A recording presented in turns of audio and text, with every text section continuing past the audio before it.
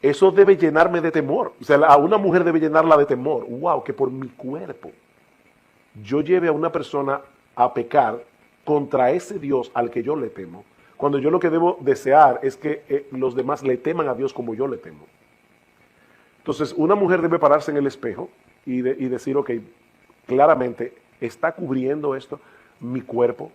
Porque desde que Adán y Eva pecaron, Dios está cubriendo a la mujer y Satanás está tratando de desvestirla.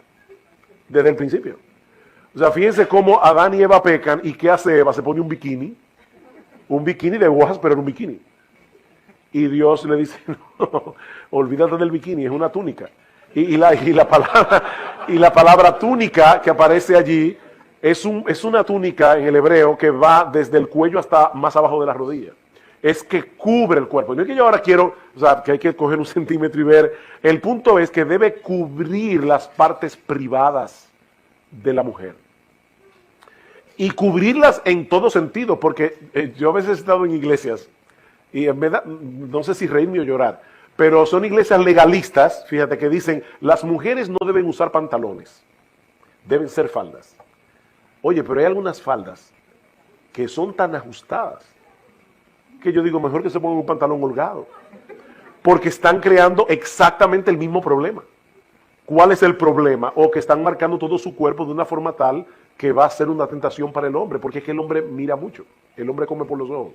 Entonces, en ese sentido, lo que Pablo está diciendo es, la mujer debe vestirse con pudor, y la palabra allí es, debe sentirse con sentido de vergüenza, esa era la palabra que estaba buscando. La palabra pudor en griego es sentido de vergüenza. O sea, a mí me da vergüenza pensar que por mi forma de vestir un hombre peque contra Dios. Con sentido de vergüenza, con modestia. Y la palabra allí es con sentido común santificado, con templanza, con dominio propio. O sea, es la mujer que va a la tienda y se pone un vestido y dice, wow, es que me queda bien. Pero desde el punto de vista cristiano, esto no pasa la prueba. Y me veo, o sea, y la chica del departamento que te está haciendo vender, te dice, es que eso lo hicieron para ti. Y tener el dominio propio de decir, sí, precisamente por eso no lo voy a comprar. Es que me veo demasiado bien. Demasiado bien. Nosotros tenemos un tabú con el sexo, no de ninguna manera. Pero precisamente ahí es que está el punto. Mujeres casadas y solteras, resérvense para sus maridos. O sea, lo que sucede después de la puerta de la habitación es una cosa, lo que sucede fuera de ahí es otra muy diferente. Y de hecho, a mí me sorprende a veces las fotos que yo veo en Facebook. O sea, cuelgan fotos en Facebook que están muy mal vestidas, hermanas en la fe. O piensen en un tipo de faldas, tú llegas a la iglesia, ¿verdad? Y descuidadamente cruzas las piernas. ¿Y tú has pensado qué pasa con el que está frente a ti? Lo que puede pasar allí. Entonces es todo eso. Hay un folletito sobre la modestia en el vestir que hicieron unas hermanas y yo creo que después tú adaptaste algo, el de Caroline Mahaney. ¿Dónde se puede conseguir eso? Porque yo lo tengo en mi computadora y pudiera dejárselo a David. Bueno, en el blog de Caroline Mahaney. Ella da tantos detalles para las mujeres que son increíbles.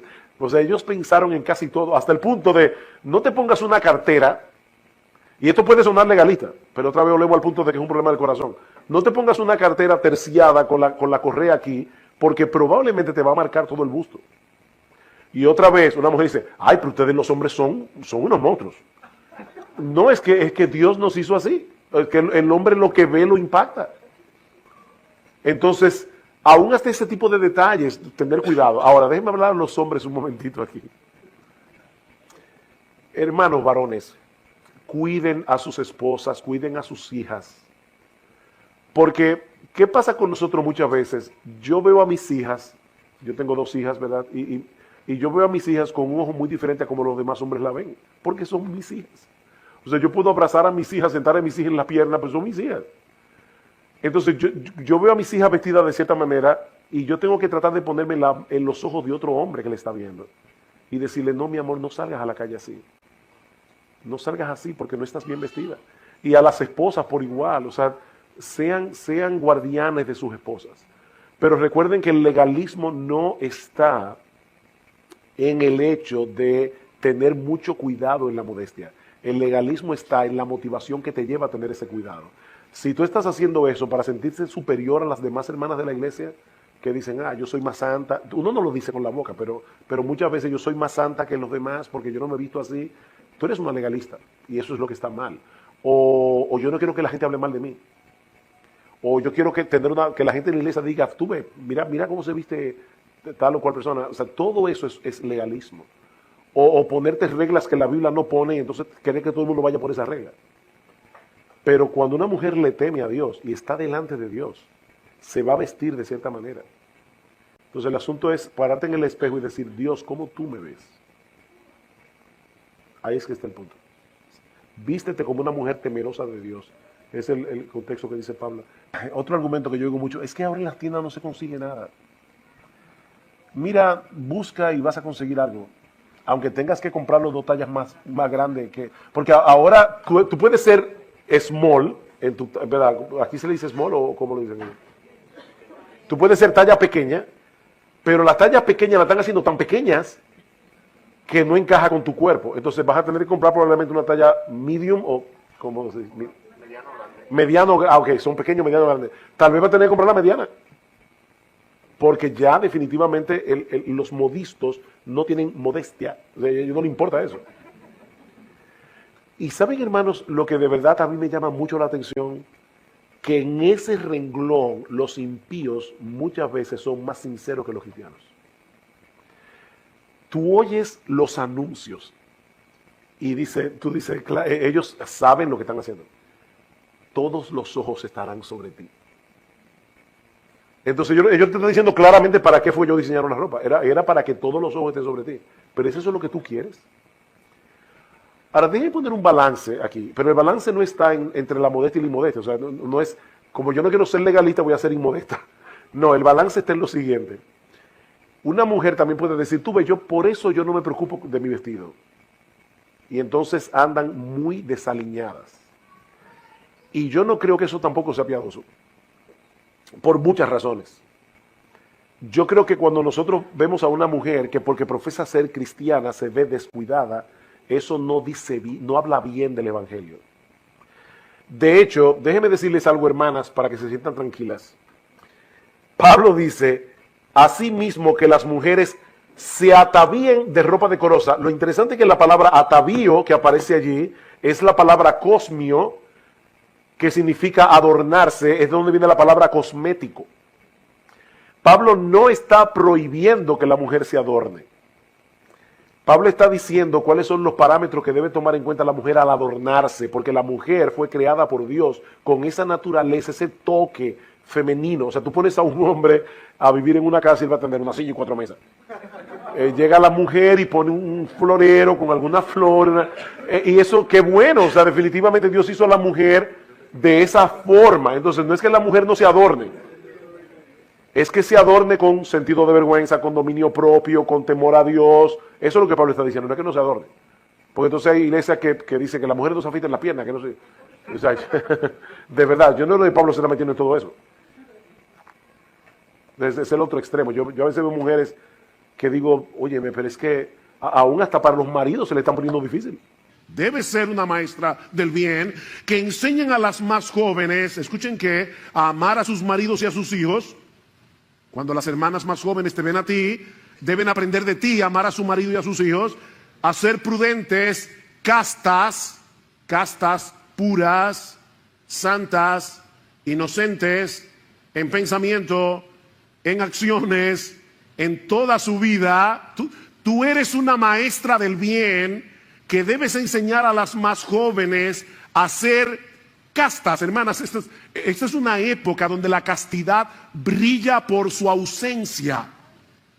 Y yo te pregunto, ¿alguna vez cuando tú escoges tu ropa, tú piensas en el hecho de que si todas las hermanas de la iglesia se visten como tú, estarían modelando la pureza y la santidad del Señor Jesucristo? Esto no es opcional, mi hermana, tú eres una maestra. pero puedes estar enseñando algo equivocado. Tu ejemplo está enseñándole a otras mujeres, y lamentablemente debo decir, mis amadas hermanas, que el cristianismo ha sido permeado por el mundo en cuanto a la inmodestia de una forma flagrante. Y no pienses, por favor, que eso es legalismo, porque la Biblia dice que las mujeres deben vestirse con pudor y modestia. Entonces, la pregunta es, cuando tú te vistes, tú estás consciente de que tú estás enseñando a otras mujeres con el largo de tu ropa, con lo modesta que te viste, con lo bien que te cubres.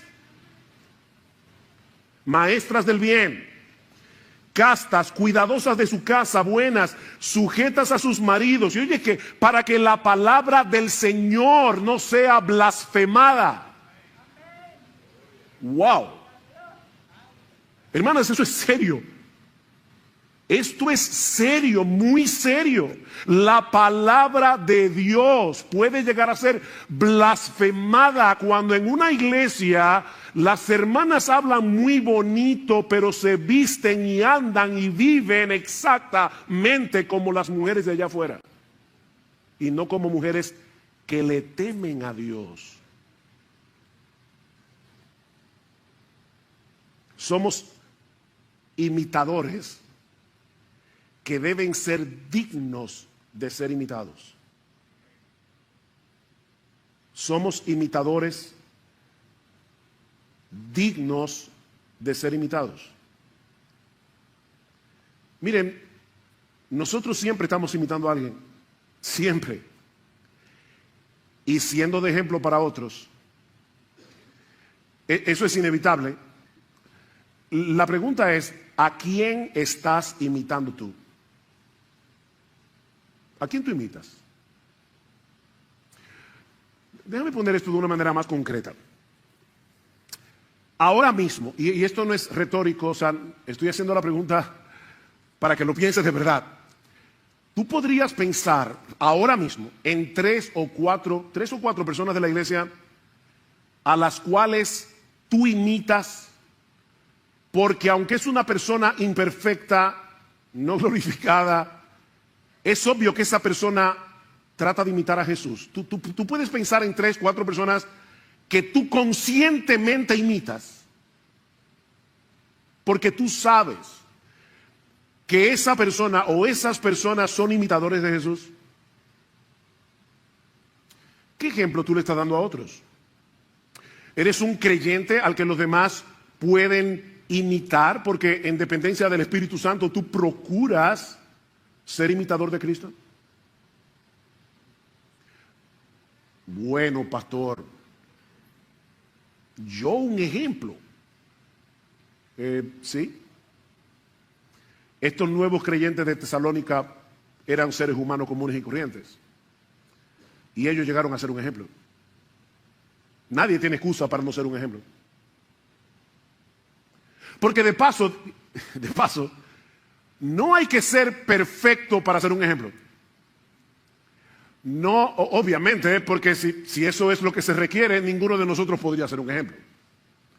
De hecho, una de las cosas que los creyentes debemos modelar es un espíritu enseñable cuando somos corregidos. Los creyentes que son dignos de ser imitados también pecan y tienen que ser corregidos, y precisamente se vuelven imitables cuando en medio de la corrección reaccionan correctamente, piadosamente.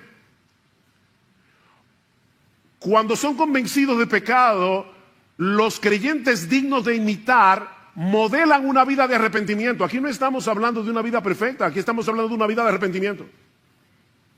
Y la gente puede decir, yo puedo imitar a esta persona porque cuando él peca se arrepiente y pide perdón. Y no solo a Dios, sino cuando tiene que pedirle perdón a otra persona. Pide perdón.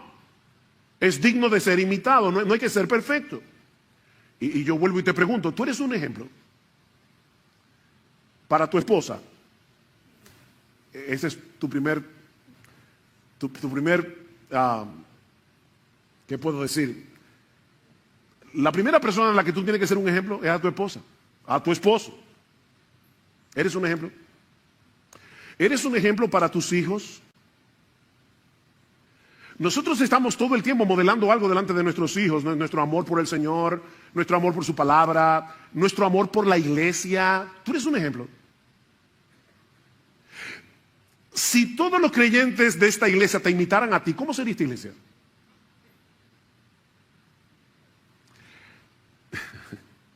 Si todos los creyentes de esta iglesia te imitaran a ti, ¿cómo sería esta iglesia? Ahora, noten que Pablo es bien específico en nuestro texto en las cosas que estos creyentes imitaron de los misioneros y por ende de Jesús. Pablo menciona por lo menos 3 cosas. En primer lugar, en la forma como recibieron la palabra. Dice en el versículo 6, y vosotros vinisteis a ser imitadores de nosotros y del Señor, habiendo recibido la palabra. Habiendo recibido la palabra. Recibir la palabra es mucho más que un mero conocimiento intelectual, es mucho más que al almacenar conocimiento bíblico, almacenar conocimiento teológico. No, recibir la palabra es aceptarla como lo que es, la palabra inspirada de Dios. Esta es la palabra de Dios.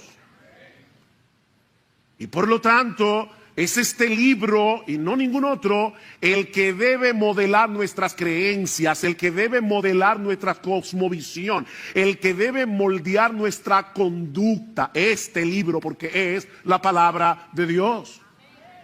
Ellos recibieron la palabra. Noten lo que dice Pablo en el capítulo 2, versículo 13. Por esto también nosotros sin cesar damos gracias a Dios de que cuando recibisteis la palabra de Dios, que oísteis de nosotros, la recibiste, la aceptasteis no como la palabra de hombres, sino como lo que realmente es, la palabra de Dios, la cual también hace su obra en vosotros los que creéis. Ustedes recibieron este mensaje como la palabra de Dios. Estos hombres y mujeres en Tesalónica aprendieron de Pablo y de su equipo misionero a ser imitadores de Jesús en la importancia suprema que Jesús le daba a la Biblia.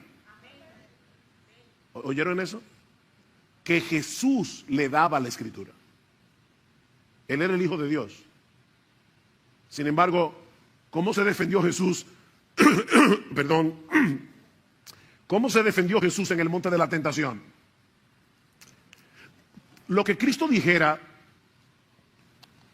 en el monte de la tentación hubiera sido palabra de Dios, porque Él es Dios encarnado.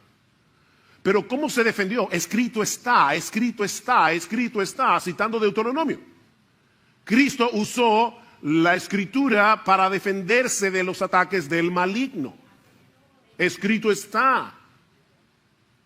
O sea, en la mente del Señor era imposible pensar que este libro fuera quebrantado. Si está escrito no hay nada más que hablar.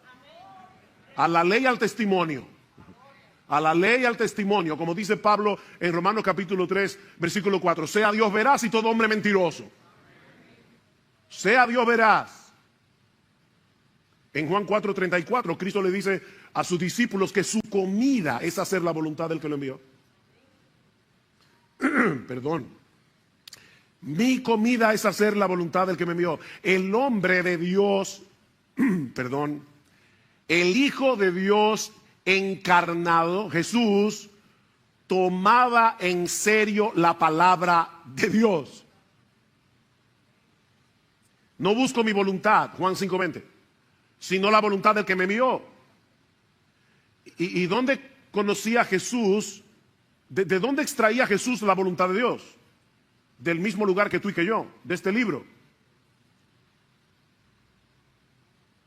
Los creyentes que modelan a Cristo aman la palabra, la toman muy en serio. Y yo vuelvo y te pregunto, ¿percibe tu esposa, tu esposo, tus hijos, los demás creyentes de esta iglesia, que para ti las escrituras es supremamente importante? Que tú amas la palabra de Dios. ¿Es la Biblia el tribunal supremo que pasa juicio sobre tus creencias, que pasa juicio sobre tu cosmovisión, que pasa juicio sobre tu conducta? ¿O eres tú uno de esos creyentes que vienen a la iglesia con el espíritu de escuchar la predicación pensando eso no es tan así?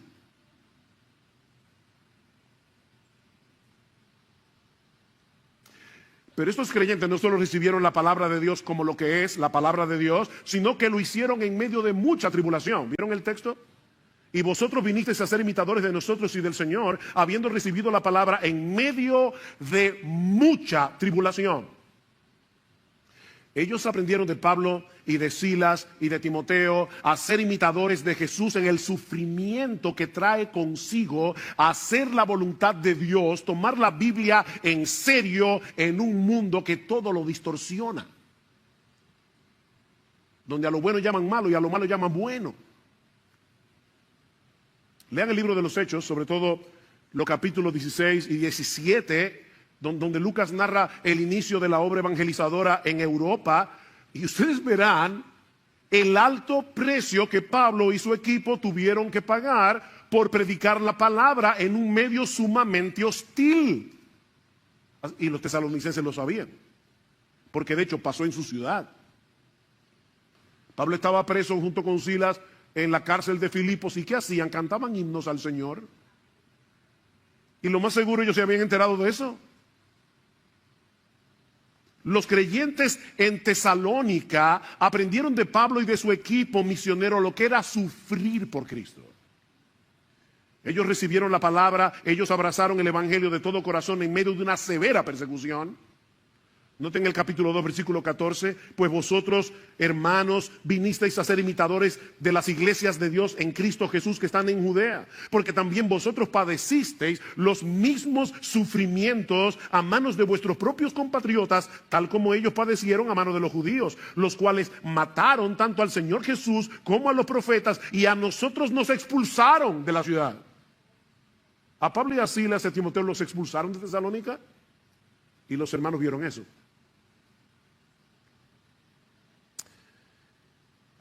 Hermanos, el gozo en el sufrimiento no es natural. Esta no es la alegría que experimentamos cuando todo nos está saliendo bien. No, este gozo es un fruto del Espíritu. ¿Recuerdan Gálatas 5? El fruto del Espíritu es amor, gozo, paz, paciencia, benignidad. Esto es sobrenatural. Esto lo produce el Espíritu de Dios. Estos creyentes fueron discipulados para el sufrimiento. Para el sufrimiento. Por medio del ejemplo de Pablo, Silas y Timoteo. Escribiendo a los Corintios, Pablo menciona el ejemplo de las iglesias de Macedonia, entre las cuales obviamente estaba Tesalónica, que en grande prueba de tribulación, la abundancia de su gozo y su profunda pobreza abundaron en riquezas de su generosidad. Mira, mi hermano, no hay que ser rico para dar, no hay que ser rico para amar, no hay que ser rico para hospedar, no hay que ser rico para hacer el bien. Estos hermanos eran pobres. Y en medio de su tribulación, en vez de decir, ay de mí, pobre, lo que los americanos llaman el pity party, hay gente que les encanta autocompadecerse. No, estos hermanos no se estaban autocompadeciendo, ellos estaban pensando, ¿qué les falta a estos hermanos de Judea para nosotros poder ayudar con lo que tenemos? Abundaron en generosidad. Ser imitadores de Jesús implica experimentar ese gozo sobrenatural del Espíritu Santo. Porque Jesús lo experimentó. Dice un salmo que él fue ungido con óleo de alegría. ¿Tú te imaginas a Jesús como alguien alegre? ¿O te lo imaginas como alguien, déjame ponerlo, con cara de busto de Beethoven? ¿Ustedes han visto Beethoven? Que siempre estaba como malhumorado. ¿Ustedes se imaginan a Jesús así? Porque eso no es lo que la Biblia dice. Por el gozo puesto delante de él sufrió la cruz. Hablando de Cristo. Por el gozo puesto delante de él sufrió la cruz. Él experimentó gozo en medio del sufrimiento. Y los apóstoles aprendieron eso de Jesús. ¿Ustedes recuerdan cuando fueron encarcelados por predicar la palabra en la sinagoga? El concilio los encarceló y dice en el versículo 41 del capítulo 5 de Hechos, oigan esto, que después de ser azotados, después de ser azotados, ellos salieron de la presencia del concilio gozosos de haber sido tenidos por dignos de padecer afrenta por causa del nombre.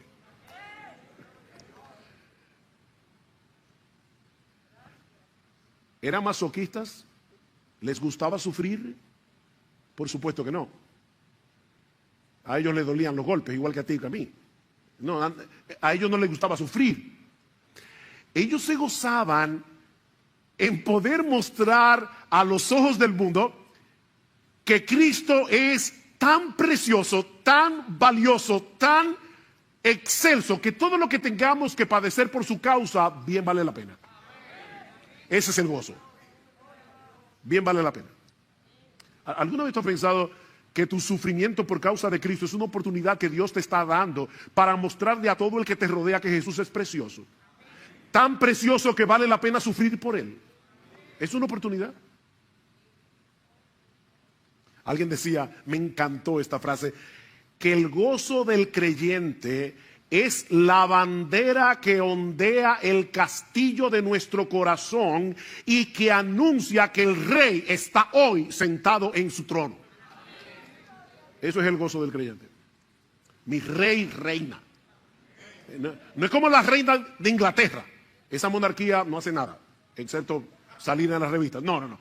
Esta no es una monarquía de lujo. Cristo es rey. Él está sentado en su trono. Nuestro Dios reina y nosotros podemos gozarnos en eso.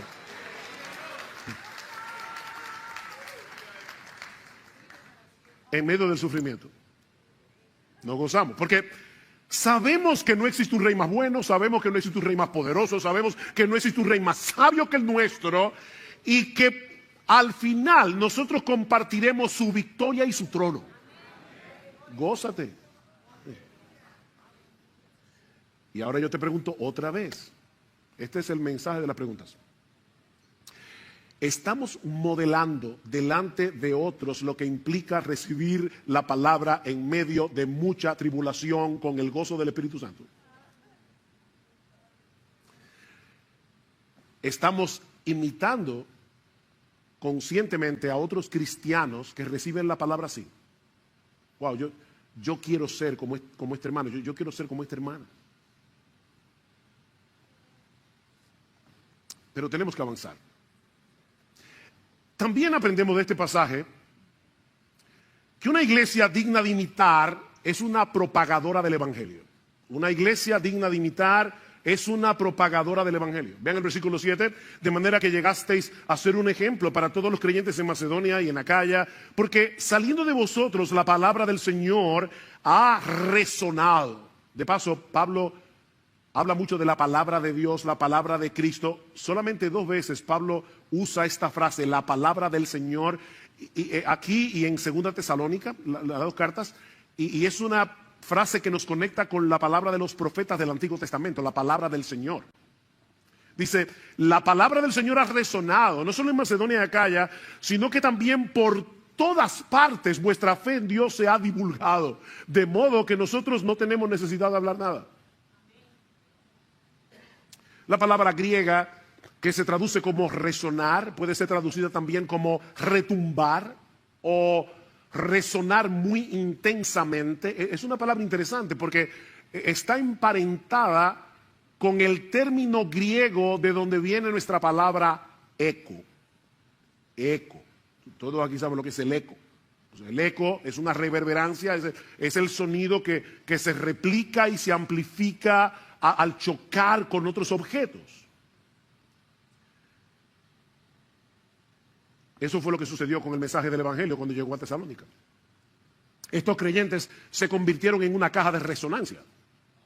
De tal manera que la palabra del Señor no solo llegó a toda Grecia, Macedonia y Acaya, sino que Pablo dice, por todas partes.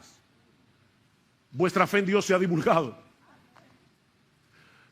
No sé si recuerdan, pero en el primer sermón que dimos de esta serie decíamos que la ciudad de Tesalónica, que llegó a ser la capital de Macedonia durante el Imperio Romano, estaba en un lugar muy estratégico porque estaba situada en uno de los mejores puertos naturales de Grecia y encima de la Vía Ignacia, que era una de las carreteras más importantes del Imperio Romano. Así que esta era una ciudad muy accesible, por eso lo hicieron capital. Muy accesible por tierra, muy accesible por mar. Y los tesalonicenses aprovecharon esa ventaja. Todo el que pasaba por Tesalónica para vender su mercancía, para lo que sea, escuchaban el evangelio de parte de los tesalonicenses. Estos creyentes no paraban de predicar la palabra, y no olviden que ellos estaban siendo perseguidos. Era en medio de mucha persecución.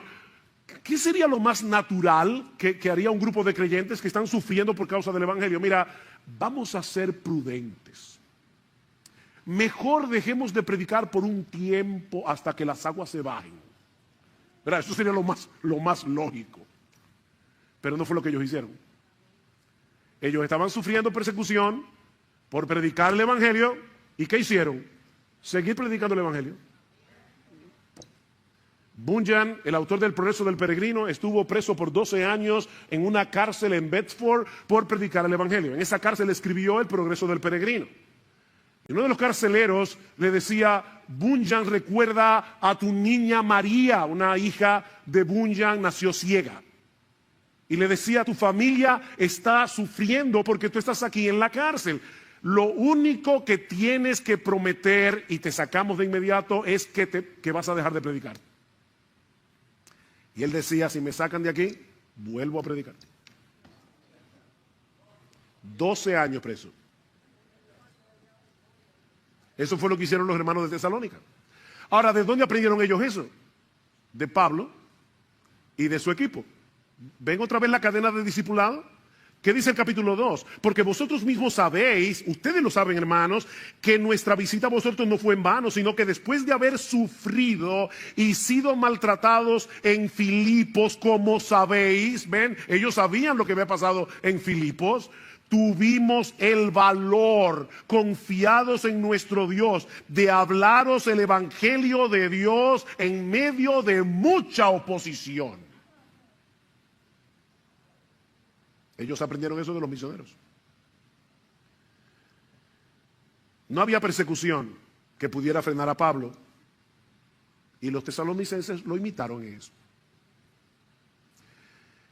El testimonio de esta iglesia llegó a ser tan conocido que Pablo dice: cuando yo visito otros lugares y quiero comenzar a contarles de lo que está pasando en Tesalónica, no te preocupes, ya lo sabemos. Los tesalonicenses eran famosos. Todo el mundo sabía lo que había pasado ahí. De paso, y recordando nuestro 44 aniversario, yo creo que es justo decir como pastor que el celo evangelístico de esta iglesia ha sido una característica que ha permanecido a lo largo de los años. Y damos gracias al Señor por eso. Yo estaba recordando cuando nosotros nos convertimos al Señor en el año 1977, la mayoría de nosotros éramos un grupo de muchachos de 18 a 24 años, el más viejo tenía 24, así que la mayoría estábamos en la universidad y de verdad es que habíamos conocido algo tan grande, tan precioso, que no podíamos dejar de predicar el evangelio. Y no pude dejar de pensar en mi madre, perdónenme que ponga un ejemplo tan personal, pero cuando mi mamá se convirtió al Señor, el día que nosotros nos bautizamos, yo y mis hermanos y yo, el burro adelante, el día que nosotros nos bautizamos y se predicó la palabra, mi mamá, que era católica romana, ferviente adoradora de la Virgen María, de repente se puso en pie en medio de la iglesia y dijo en voz muy alta, porque mi mamá era bastante extrovertida: yo estaba ciega aprendiéndole velones a vírgenes y a santos, y ahora me he dado cuenta que Jesucristo es la luz del mundo. Y a partir de ese momento, hasta el día de su muerte, mi mamá nunca se calló de predicar el evangelio. A tal punto que a veces había personas que llamaban a mi casa equivocado. Y mi mamá le decía, mira, esta no es la casa, estás equivocado. Pero déjame decirte algo, no llamaste aquí por casualidad. ¡Pam! Y le predicaba el evangelio. Hermanos, óigame, nosotros tenemos en nuestras manos no solamente el mensaje más glorioso que existe, nosotros tenemos el mensaje más importante que existe. Esto es un mensaje de vida o muerte. Tenemos un gran Salvador que vale la pena de ser proclamado. Tenemos que ser una caja de resonancia. Donde quiera que el Señor nos conceda la oportunidad de predicar el evangelio. Y el hecho de que, de verdad, nuestra iglesia yo creo que ha sido una iglesia muy evangelística, eso no quiere decir que no tengamos que seguir creciendo en esto. Cada vez más.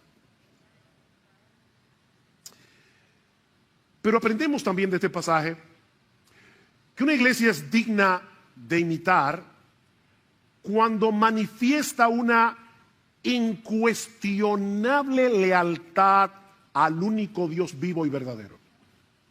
No tengo otra vez el versículo 9. Una incuestionable lealtad al único Dios vivo y verdadero. Dice el versículo 9, pues ellos mismos cuentan acerca de nosotros, de la acogida que tuvimos por parte de vosotros y de cómo os convertisteis de los ídolos a Dios para servir al Dios vivo y verdadero. Este es uno de los textos del Nuevo Testamento que mejor describe lo que es la conversión.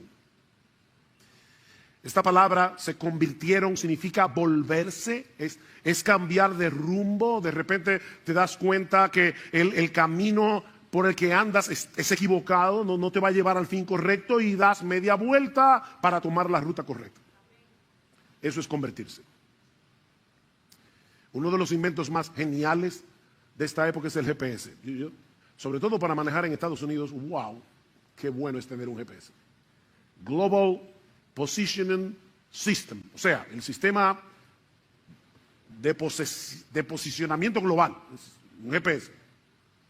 Cuando uno se equivoca usando el GPS y se mete por la carretera equivocada, hay una voz que sale del aparato que te dice recalculando. Los que han usado GPS saben lo que es. Recalculando la ruta para decirte, te equivocaste, mijo. Lo que hace el evangelio en nosotros es ponernos un GPS. Y cada vez que nos extraviamos, recalculando, vas mal. Fue lo que pasó cuando nos convertimos, pero eso sigue pasando. Eso no es una sola vez. Es todo el tiempo. Pablo describe la conversión aquí como un volverse de los ídolos a Dios. Y esta frase es interesante porque literalmente lo que el texto griego dice es, se volvieron hacia Dios desde los ídolos. Eso es lo que dice el texto. Se volvieron hacia Dios desde los ídolos. Durante toda su vida, esta gente había confiado en sus ídolos, esta gente se había refugiado en sus ídolos. Los ídolos dominaban en el primer siglo todos los aspectos de la vida social y política del Imperio Greco-Romano. Todos los aspectos. De manera que volverse de los ídolos a Dios era un cambio radical y que afectaba todo. Dice un comentarista, me llamó la atención, que el hecho de abandonar la idolatría para adorar al único Dios vivo y verdadero habría provocado que los amigos no cristianos se sintieran ofendidos, resentidos o traicionados. De manera similar, los miembros de la familia habrían considerado la negativa a mantener las tradiciones ancestrales como prueba de una horrible falta de preocupación por las responsabilidades familiares. Imagínense cuando de repente dice, bueno, ahora tenemos una cena para Afrodita. Yo no voy. Toda la vida te reúnes con tu familia para adorar a los ídolos que ellos adoraban. Y que para la familia era algo tan importante. O sea, yo le pedía a Afrodita que te diera hijos. Todo eso era muy importante. Y de repente el creyente dice, lo siento mucho, yo no voy a esa cena. ¿Ven el punto? Están traicionando a la familia, los valores de la familia. Y para colmo, dice este comentarista, se pensaba que la paz ciudadana, el éxito agrícola y no tener que sufrir catástrofes naturales eran cosas que los dioses naturales tenían en sus manos, tradicionales, perdón. Ignorarlos u ofenderlos se veía como algo extremadamente peligroso. De hecho, a los cristianos los acusaban cada vez que venía una peste. Decían, eso es porque los cristianos dejaron de adorar a los ídolos. Eso es Zeus que está molesto, eso es la diosa tal, el dios tal. O sea, hermanos, uno lee tan rápido ahí, se convirtieron de los ídolos a Dios y no está pensando en todo lo que implicaba para esa gente convertirse de los ídolos a Dios. Sin embargo, la Biblia también enseña claramente que Él hace eso a través de la misma iglesia. La edificación y preservación de la iglesia es una tarea que solo Él puede llevar a cabo, pero nosotros no somos meros espectadores de lo que Cristo está haciendo al respecto, como vemos en pasajes como Efesios capítulo 4, versículo 11 en adelante, un texto que se menciona mucho desde este púlpito. Cristo mismo ha dado pastores a su iglesia para edificar a los santos, para la obra del ministerio, para que los santos hagan esa labor de edificarnos unos a otros. Por otra parte, esta promesa del Señor en Mateo capítulo 16, versículo 18, no quiere decir que el Señor se ha comprometido a preservar a todas y cada una de sus iglesias locales a través de la historia. Cristo va a preservar su iglesia, va a haber iglesia hasta que Cristo regrese en gloria. Pero mis hermanos, la realidad es que Cristo no ha prometido preservar a todas y cada una de sus iglesias locales. Y una prueba contundente de esto son las mismas iglesias a las que se escribieron las cartas, muchas de las cartas que nosotros encontramos en el Nuevo Testamento. Ninguna de esas iglesias existen en el día de hoy. Desaparecieron con el paso de los años. Éfeso, Esmirna, Tiatira, Sardis, Laodicea, Tesalónica, Corinto. Durante un tiempo fueron iglesias fieles, pero en algún punto de su historia comenzaron a desviarse hasta que Cristo retiró de esas iglesias su candelero, como Él advirtió a la iglesia en Éfeso. ¿Recuerdan en Apocalipsis capítulo 2, versículo 5? Si no os arrepentís, voy a retirar mi candelero de la iglesia.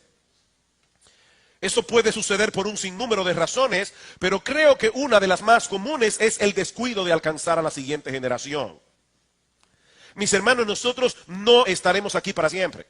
El día llegará cuando toda esta generación de cristianos habremos desaparecido por completo. Y es ahora, no mañana, cuando debemos comenzar a preguntarnos qué será de Iglesia Bíblica del Señor Jesucristo cuando llegue ese día. Cuando ya nosotros no estemos aquí. Ese es el tema que comenzamos a considerar esta mañana a la luz de la enseñanza del Salmo 78. Y como ya dijo el pastor Salvador, por causa del tiempo, solo pudimos tocar 2 de los 3 encabezados que tenía previsto para el mensaje de la mañana. Vimos en primer lugar que es la voluntad expresa de Dios para su pueblo que se esfuerce por alcanzar a la próxima generación. Salmo 78 otra vez, dice la palabra de Dios: escucha, pueblo mío, mi ley, inclinad vuestro oído a las palabras de mi boca, abriré mi boca en proverbios, hablaré cosas escondidas desde los tiempos antiguos, las cuales hemos oído y entendido, porque nuestros padres nos las contaron. No las encubriremos a sus hijos, contando a la generación venidera las alabanzas de Jehová y su potencia y las maravillas que Él hizo. Y vemos más adelante cómo ellos estaban empeñados en que no solamente sus hijos escucharan eso que ellos habían escuchado de sus padres, sino también equipar a sus hijos para que ellos también a su vez lo cuenten a sus hijos. Vimos en segundo lugar esta mañana que los padres son los responsables primarios de cumplir esta encomienda. Esto es evidente en esa porción que acabamos de leer. Nuestros padres nos las contaron, nosotros las contaremos a nuestros hijos para que ellos a su vez lo cuenten a sus hijos. Y vimos varios textos esta mañana y fue simplemente una selección. Hay muchos textos de la palabra de Dios que enfocan a los padres como los responsables primarios de hacer esta labor. Ahora bien, y aquí está mi tercer encabezado que no pude tocar esta mañana. Cuando hablamos de alcanzar a la próxima generación, ¿a qué nos estamos refiriendo? Alguien pudiera pensar que con todo lo que ya hemos dicho, eso es evidente y claro, pero yo no quiero dejar esto simplemente como una presuposición. Cuando hablamos de alcanzar a la próxima generación, según el Salmo 78, ¿qué es exactamente lo que nosotros como padres y nosotros como iglesia estamos llamados a hacer?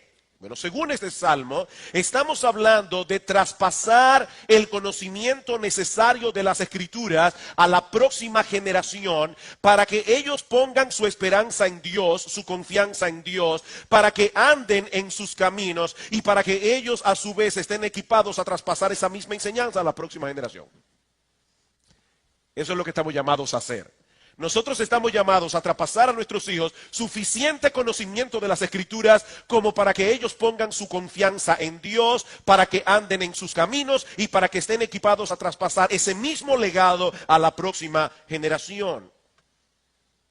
Eso nos muestra de entrada, hermanos, que la Biblia es el centro de esta tarea que nosotros estamos llamados a hacer. Versículo 5. Él estableció testimonio en Jacob y puso ley en Israel, la cual mandó a nuestros padres que la notificasen a sus hijos. ¿Quién es Él? Él estableció testimonio en Israel. Obviamente Dios. Hay una revelación que vino de parte de Dios a los padres. Esa revelación está registrada en las Escrituras por inspiración del Espíritu Santo. Y ahora esos padres debían traspasarla a sus hijos. Así que no se trata simplemente de una mera tradición religiosa, se trata de una revelación.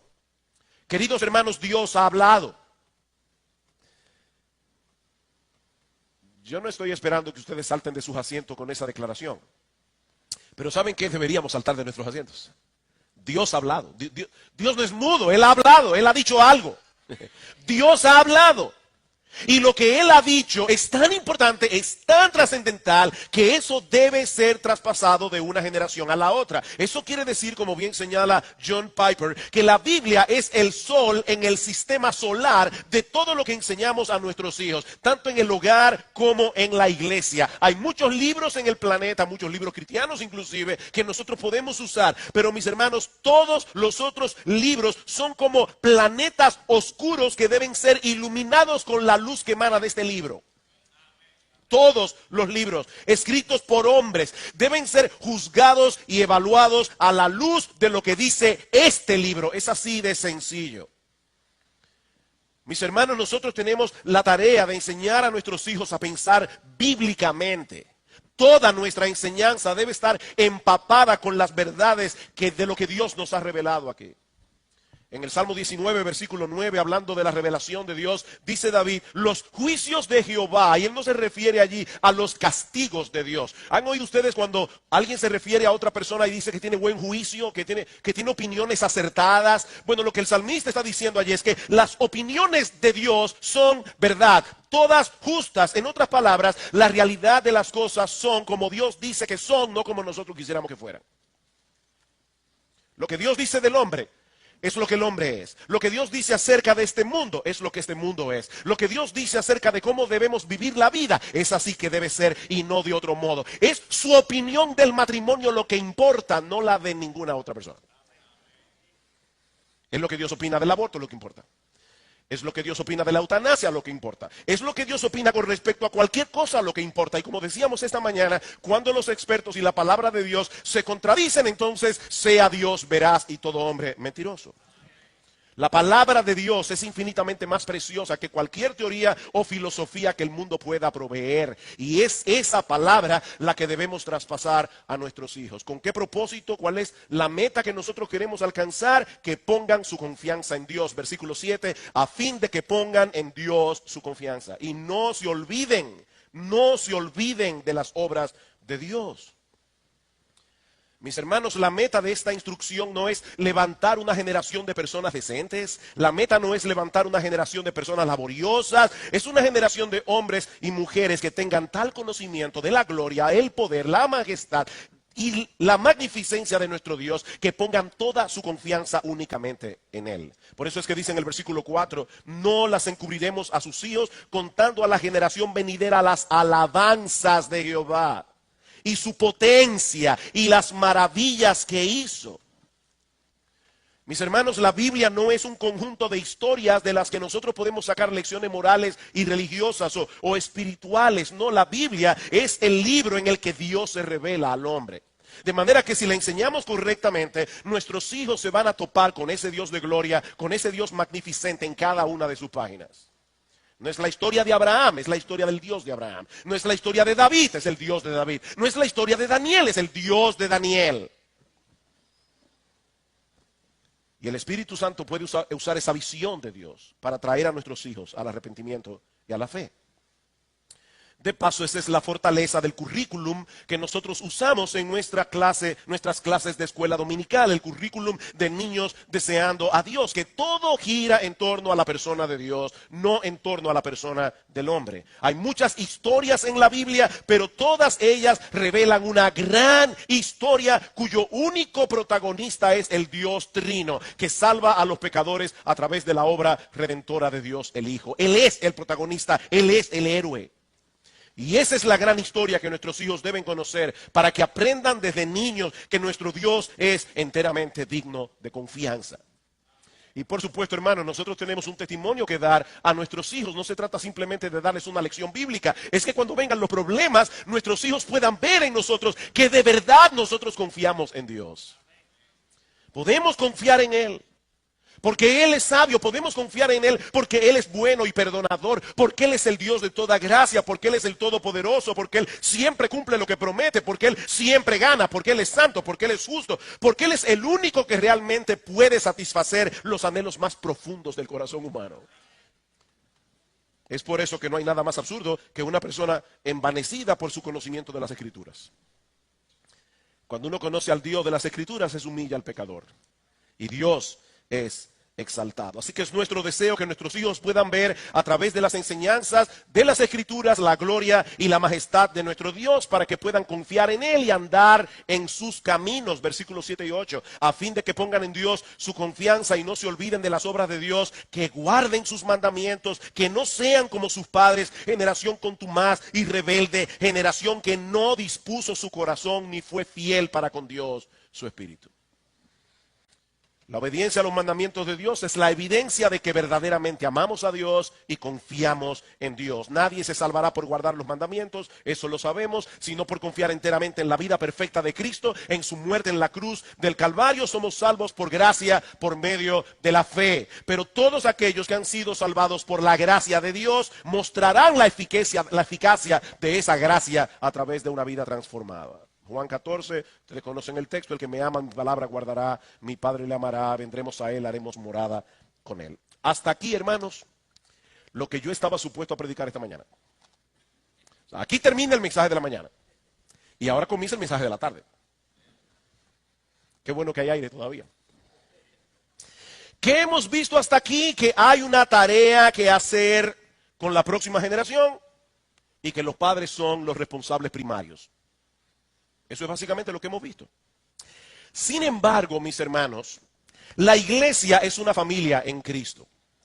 Y como tal, no solo está llamada a ser de gran ayuda para los padres en el desempeño de su labor, y yo creo que esto aquí estamos todos claros en ese sentido, pero en esto que voy a decir ahora no estoy seguro de que estamos tan claros.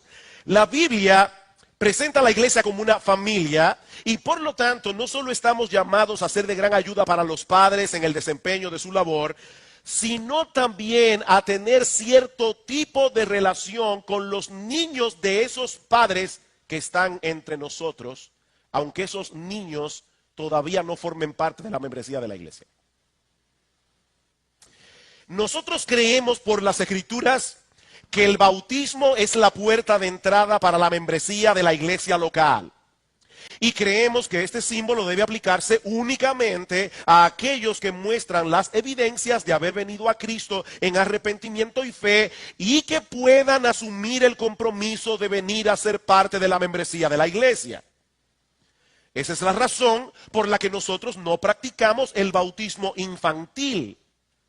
No creemos que un niño tenga la capacidad de asumir la responsabilidad de venir a ser parte de la membresía de la iglesia. Sin embargo, mis hermanos, esto es crucial para todo lo que viene después. aunque nuestros niños no sean miembros de la iglesia, yo pienso que cometemos un serio error si nos limitamos a verlos como meras visitas que asisten a nuestros cultos cada domingo. Y yo me temo que esa es la perspectiva que muchos pueden tener de los niños aquí.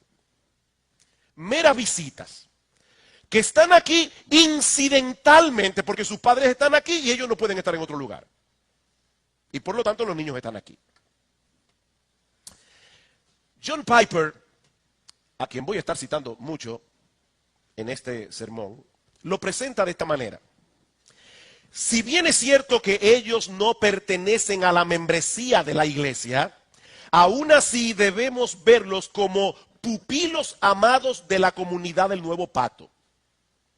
¿Qué somos nosotros como iglesia? Somos una comunidad, la comunidad del nuevo pacto. Y en ese nuevo pacto, según Jeremías, capítulo 31, versículo 32, todos conocen al Señor. O sea que en el nuevo pacto no es como en el antiguo pacto. En el antiguo pacto se era miembro de la comunidad del pacto simplemente por ser hijos de israelitas. En el nuevo pacto no se es parte de la comunidad por ser hijo de cristianos.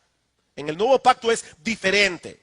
Sin embargo, como dice John Piper, aún así, ellos pueden ser vistos como pupilos amados de la comunidad del nuevo pacto. Ellos son cuidados espiritualmente en medio nuestro, aguardando con esperanza el día en que sean personalmente despertados y guiados por el Espíritu Santo a su fe en Cristo.